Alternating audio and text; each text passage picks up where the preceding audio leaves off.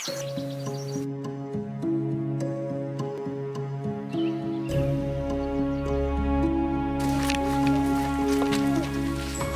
in this desert with the wind whipping past, the West Pokot advance. This underground spring is the only hope for water in this riverbed.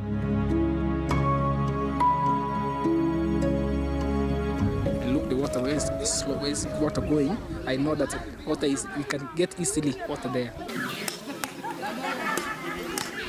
These nomads are naturally skilled at seeking out sources of water. They use their best tools, their hands, to excavate for this water. The first water coming, that's pure dirty in the color. After that, we use our hands to pour it. After pouring out, we wait at least a minute. After waiting, the water, the ducts of the water go down. When you drink it, you may not taste it because this water is mixed with dirt. This is only water. This is only water we have. With the sky above and land below, these locals rely upon water to grow their food. This isn't a romantic vision, but the reality of the survival of this nation. West Pokot is a place where nomads wander the border between Kenya and Uganda. Twice a year, they may travel 250 kilometers to the Turkwell River to find water. Where they live is far from the source of water. So they decided to move, to live closer to the source of water. But when it rains, the water will be available around their home. So they will go back to their home. They move twice in a year. Precious water is even sought out by animals. Here, both people and animals are equal as they fight for water resources. Bacteria from the animals can enter the human body along the same water source. We use wild animals, even the cows, everything, we drink that water, all of them. That's true. We have many, we have some big snakes, we have lions, we have dangerous animals. Some of them die, because there is no water, 50-50 survival, dead. In fact, the infant, we lose a lot of infant. Fighting for water has led to armed conflict. The West Pokot and the Turkana have existed for more than 100 years. Competition for water has intensified the tension between the two.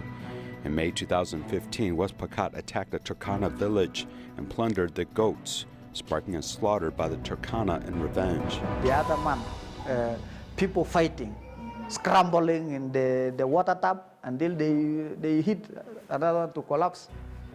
They scramble on the tub until they fight and they kill the other one.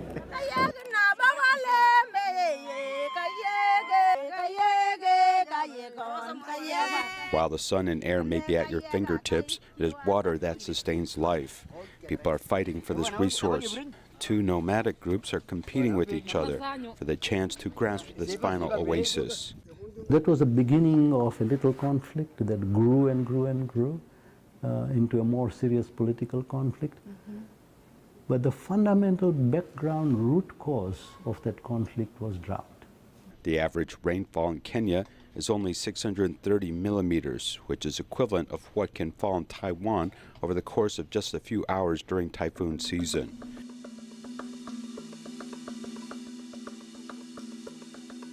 And this thatched hut without a man is where this indigenous woman Lillian lives.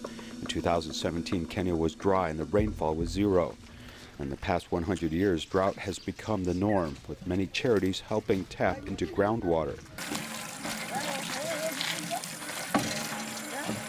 Lillian's village fortunately had such a pump, letting her have clean water as she raised 4 children. It's 3 km. Before this water pump was made, I had to walk 3 kilometers to get water.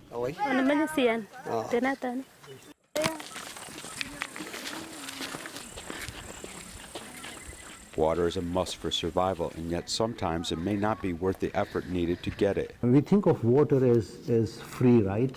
Yeah. Just like air is free, we all breathe air. We all need water. Without it, we can't survive. So water should be a fundamental human right. But it is not.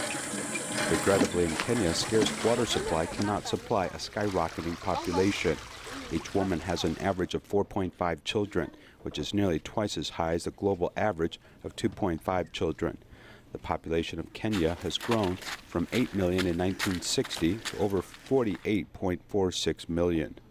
In dry parts of the world, the water table actually might not be high, so you might have to go deep down to explore it.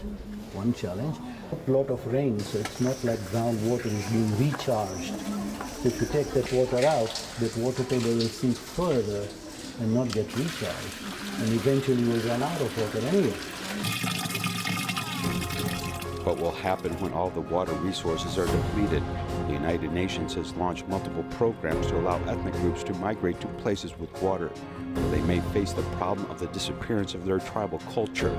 The distribution of water resources is still a drop in the bucket compared to drought, which has been this thorny issue for decades that so far remain unresolved.